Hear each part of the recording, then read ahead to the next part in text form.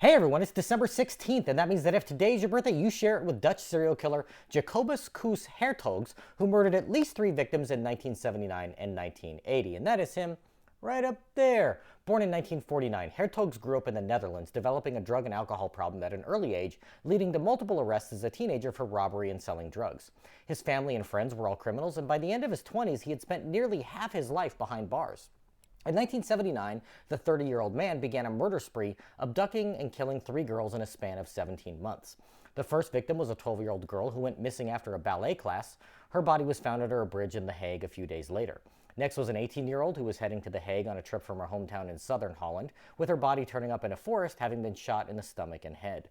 The final victim was just 11, disappearing from her own school when she went to fetch some supplies from a hallway closet. She was found nearby 3 days later, having been beaten to death. After the third murder, police received an anonymous tip about a bouncer who had a severe bite wound, and the forensics team believed that the girl had bitten her attacker. Hertogs was that bouncer, and police searched his home where they found traces of blood from all 3 victims. They also discovered an attic dungeon where they believed he sexually assaulted the girls before killing them. He was tried and convicted, being sentenced to life in prison. But the story doesn't end there, because in 2009, a sting operation was run in the prison where he was secretly recorded talking about his crimes. A childhood friend was sent in to speak with him with a hidden camera, and Hertogs admitted that he had killed the 3 victims, but said that he had an accomplice for the third murder. He also said he had plans to kill 3 more people, but they were foiled by various circumstances, and that he knew who had killed 2 missing young Swedish women. The bombshell, however, was that he claimed to have had a sexual relationship with a high-ranking judge who had taken care of him during earlier brushes with the law, and thus enabled him to stay on the street to commit these crimes.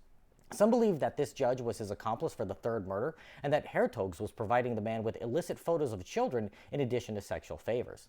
The judge died in 2004 and Hertogs died in 2015, so we'll probably never know the full involvement of the man in these murders or other crimes. At the time of his death, Hertogs was the longest-serving prisoner in all of the Netherlands.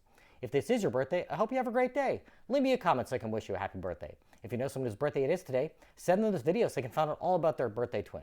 And to Jacobus Koos Hertogs, I say, happy birthday, you bastard.